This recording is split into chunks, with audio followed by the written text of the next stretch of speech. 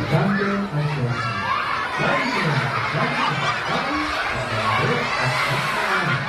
Ang isang araw, si Jasmine ay hindi nakapasok sa eskwelahan. Kaya pagod si Dante buong araw. Kinabukasan, naisip niyang puntaan sa bahay si Jasmine. Tao po, Asmin. Pagpasok ni Dante, nakita niya si Jasmine na umiiyak.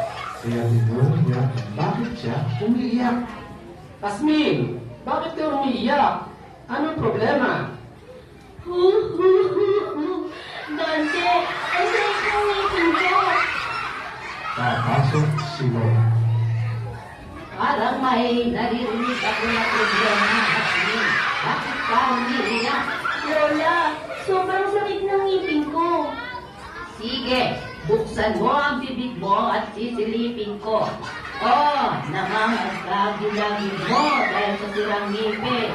Hala, sumama ka sa akin at pupunta tayo sa dentista. Lola, sama po ako. Kaya nila ni Lola si Jasmine sa dentista kasama si Dante. Pagdating nila sa dental clinic, sinulubong sila ng dentista. Lola, ano po ang may paglilingkod ko sa inyo? Doktor, ito po kasi ng aking apo na si Jasmine. May sumasakit ang ngipin. Halika, Hasmin. Tingnan ko at ma-check up. Aha, kaya pala, bulok ang ngipin mo. Siguro mahilig ka kumain ng matalit at mahilig ka na magpapigil at atake. Opo, doktora. Totoo nga po. Hasmin, pagkatapos mo kumain ay kailangan mo magsipilyo. Magsipilyo ng ngipin at hindi maaari ay magbuhat muna at pagdating sa bahay sa kapanang sipilyo. Huwag mong kalilimutan. Magsipilyo ng wasto.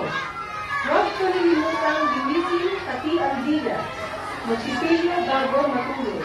Kung hindi, magkakaroon ng mga mikrobyo sa iyong mga ngipin. Lalabas ang mikrobyo at ang ngipin.